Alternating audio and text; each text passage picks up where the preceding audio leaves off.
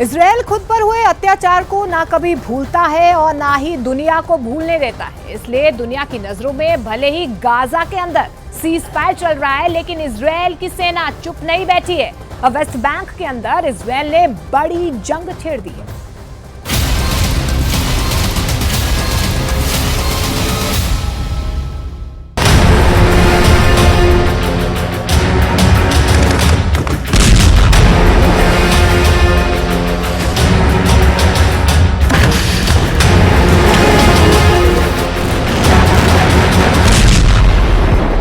Israel ने Gaza पट्टी के अंदर संघर्ष विराम कर दिया है।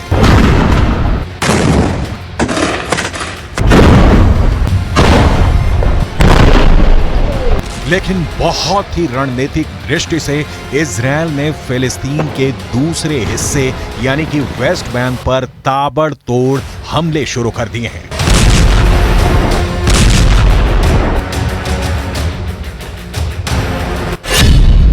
तमाम विशेषज्ञ अब ये कहने को मजबूर हो रहे हैं कि वेस्ट बैंक अब दूसरा गाजा बन चुका है। जरा इजराइल के इस नक्शे को देखिए। जेरूसलम के पास जो हिस्सा नजर आ रहा है वो वेस्ट बैंक है। यहां पर फिलिस्तीन की सरकार है जिसके राष्ट्रपति महमूद अब्बास हैं, जबकि इजराइल के दक्षिण की तरफ गाजा पट्टी मौजूद है। ये भी फिलिस्तीन का ही हिस्सा है।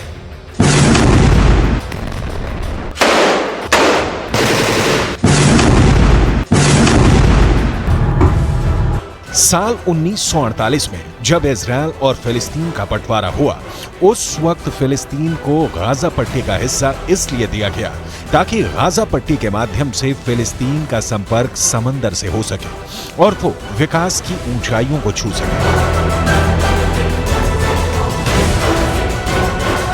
लेकिन गाजा पट्टी हमास के आतंकवादियों का एक किला बन गया और इसीलिए गाजा पट्टी पर इजराइल ने अब तक की सबसे बड़ी कार्यवाही की है।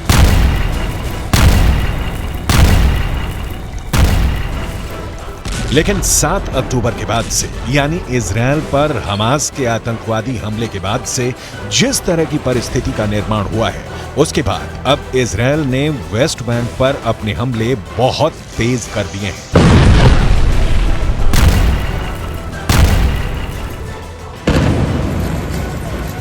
फिलिस्तीन पर रिपोर्टिंग करने वाले अंतर्राष्ट्रीय अखबारों का दावा है कि 7 अक्टूबर से अब तक फिलिस्तीन के अंदर वेस्ट बैंक वाले इलाके में 237 लोगों की मौत हो चुकी है। यानी वेस्ट बैंक के अंदर इजराइल की सेना हर दिन करीब 5 फिलिस्तीनियों को मार रही है। इसका मतलब है कि वेस्ट बैंक के अंदर हर 5 घंटे में एक फिलिस्तीनी को मारा जा रहा है।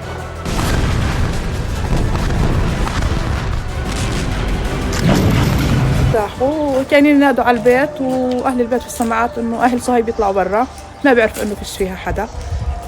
بلشين يرشوا عليها بالرشاشات ال500 من ورا ومفايتين ضاربين غرفة صهيب فوق بصواريخ انرجي ومن جوا مفجرينها، وهي الدمار الموجود। और जिस तरह की हिंसक झड़पें हो रही हैं, 7 अक्टूबर से अब तक फिलिस्तीन के वेस्ट बैंक के इलाके में 2750 फिलिस्तीनी घायल हो चुके हैं। यानी फिलिस्तीन के वेस्ट बैंक के इलाके में हर दिन करीब 60 लोग घायल हो रहे हैं। यानी वेस्ट बैंक में 7 अक्टूबर से अब तक हर घंटे 2 से 3 लोग इजराइल की सेना के पलटवार में घायल हो रहे हैं।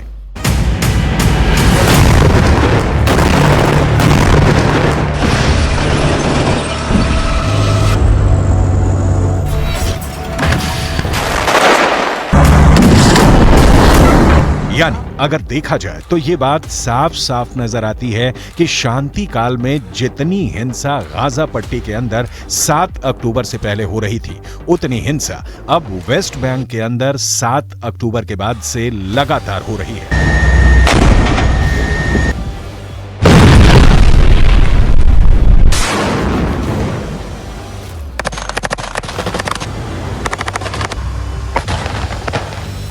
और ना सिर्फ इजराइल के सैनिक वेस्ट बैंक के फिलिस्तीनियों को अपना शिकार बना रहे हैं, बल्कि इसके अलावा भी वेस्ट बैंक के अंदर फिलिस्तीन भी आपस में बंट रहा है। استنى حدا هم اي شيء في دارك، يعني هذا البيت اللي بحدنا على يسارنا نسوان كان امنات في بيت الدار غرفه وطرقه صغيره، ضربوا البيت، الناس اللي ماركه بالشارع اتصاوبت بدون ايات عمل بدون ايات شيء، يعني ما بستنى انك تحمل سلاح ولا تحمل شيء. وروم هذا احنا شو بنقول؟ الله يحيي المقاومه وعاشت كتيبه جنين والله ينصر المقاومه في جميع اطيافها। और वहां पर इजरायल समर्थक फिलिस्तीनियों को बेरहमी से बिना किसी सुनवाई के ही कत्ल किया जा रहा है। आखिर कैसे वेस्ट बैंक के अंदर फिलिस्तीन वर्सेस फिलिस्तीन नजर आ रहा है, इसकी पूरी डिटेल रिपोर्ट आपको आगे देंगे।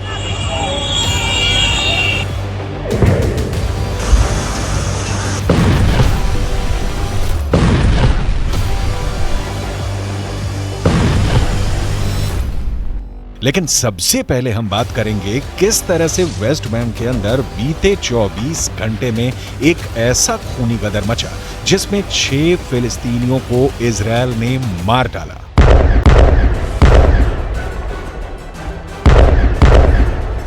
फिलिस्तीन के अंदर वेस्ट बैंक में सबसे बड़ा खूनी संग्राम जेनिन के अंदर देखने को मिल रहा है।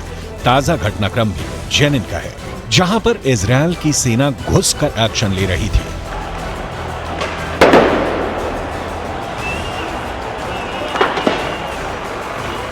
यहां इजरायल की सेना को भारी प्रतिरोध का सामना करना पड़ रहा है। इस प्रतिरोध पर इजरायल की सेना ने कार्रवाई की है और गोलीबारी में 4 फिलिस्तीनी मारे गए हैं। फिलिस्तीन के अखबारों में एक रिपोर्ट आई है कि फिलिस्तीन के वेस्ट बैंक में मौत का आंकड़ा 250 को छूने वाला है।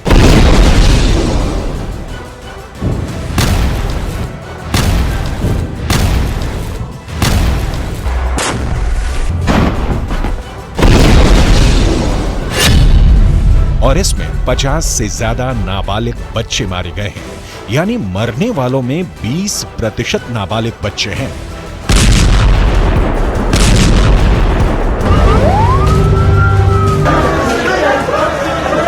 जेनिन के अलावा रामल्ला में भी एक जबरदस्त झड़प हुई है, जिसमें 25 साल के एक फिलिस्तीनी डॉक्टर की हत्या कर दी गई है। इसके अलावा रमल्ला के पास अल बिरेह में भी एक फिलिस्तीनी की हिंसक झड़पों में मौत हुई है।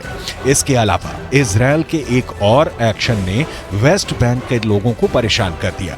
दरअसल जिस तरह से इजरायल की सेना ने गाजा के अल शिफा और इंडोनेशियाई अस्पताल को घेर लिया था और वहां पर हमले किए थे, ठीक उसी तरह से अब फिलिस्तीन के वेस्ट बैंक के भी 2 अस्पतालों की घेराबंदी का काम इजरायल ने शुरू कर दिया है।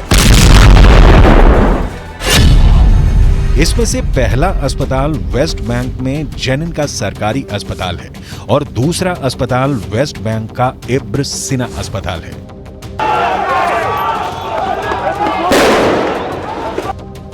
इन दोनों अस्पतालों को इजरायल की सेना ने घेर लिया है और इसका मतलब ये भी है कि इजरायल को ये शक है कि क्या जिस तरह से गाजा पट्टी के अंदर अल शिफा और इंडोनेशियाई अस्पतालों को आतंकवादी हेडक्वार्टर के तौर पर इस्तेमाल कर रहे थे, उसी तरह वेस्ट बैंक के अंदर भी इन दोनों अस्पतालों को चरमपंथी अपने हेडक्वार्टर की तरह इस्तेमाल कर रहे हैं। इससे पहले जेनिन की एक मस्जिद पर भी इजरायल की सेना ने हमला किया था।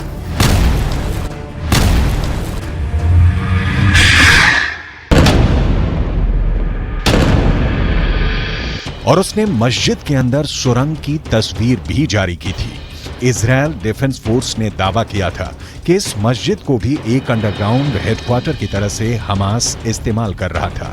والشاب اللي كان مارك من الطريق من هين قالت في شظايا شاب عادي زيه زي اي واحد ماشي في بلده، بس ممنوع حتى انك انت تمشي في بلدك في حريه او تروح على دارك او اي مطرح، انت مش امن، في جيش، انت هدف في بيتك بالشارع على السطح في اي مطرح، ما برحموا حدا، ما بيستنوا حدا انه يقول زي ما هم بدعوا انك انت حامل سلاح।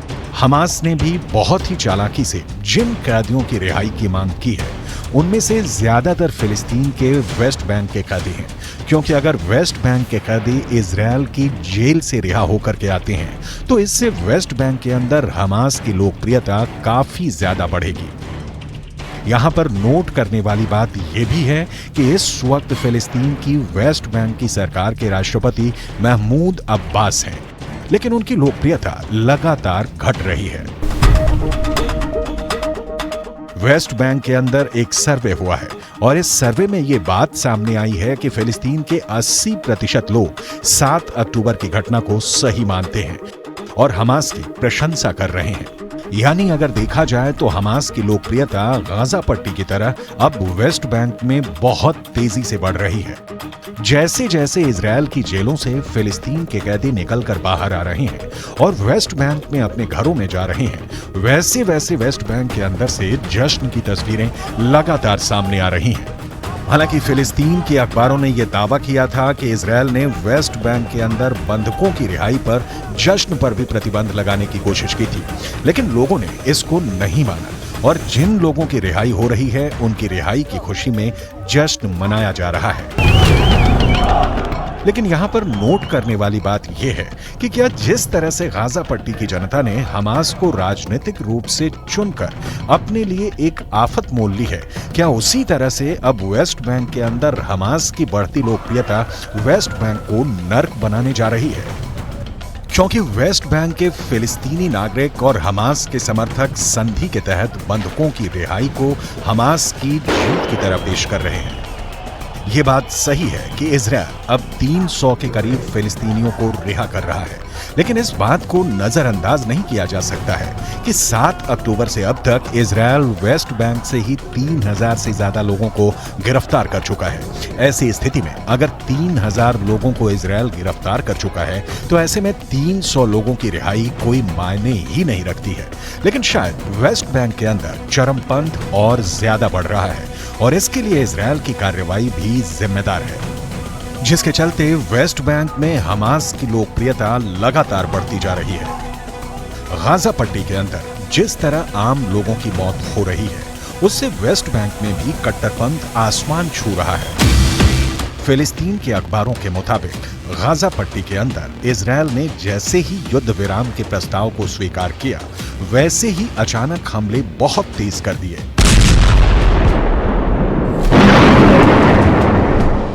फिलिस्तीन के अखबारों का दावा है कि इजरायल ने 4 दिन के युद्ध विराम की पूरी कसर 1 दिन में ही निकाल दी है। युद्ध विराम के ठीक पहले सबसे बड़ा हमला रफा इलाके में हुआ। रफा इलाका गाजा पट्टी के दक्षिणी हिस्से में है।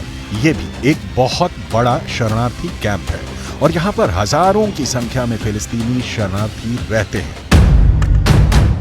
दक्षिणी गाजा के इस रफा इलाके में उत्तर गाजा से लाखों की संख्या में फिलिस्तीनी भाग कर आ गए हैं। ऐसी स्थिति में रफा का जनसंख्या घनत्व बहुत ज्यादा बढ़ चुका है और इतने खतरनाक हालातों में इजरायल के लड़ाकू विमान यहां बहुत तगड़ी एयर स्ट्राइक कर चुके हैं।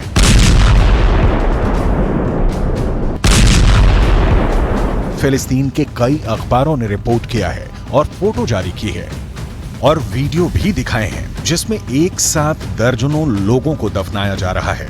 यहां तक कि बुलडोजर से कब्र पर मिट्टी डाली जा रही है। गाजा पट्टी के अंदर सामूहिक कब्रों की तस्वीरों ने पूरी दुनिया को हिला दिया है। फिलिस्तीन के कुद्स न्यूज नेटवर्क ने कुछ ऐसे वीडियो पोस्ट किए हैं जो बहुत ज्यादा दिल दहला देने वाले हैं। वीडियो में दिखाया जा रहा है कि एक फिलिस्तीनी महिला अपने बच्चों के नाम पुकार रही है। मलबे के सामने खड़े होकर यह महिला अपने बच्चों को बुला रही है।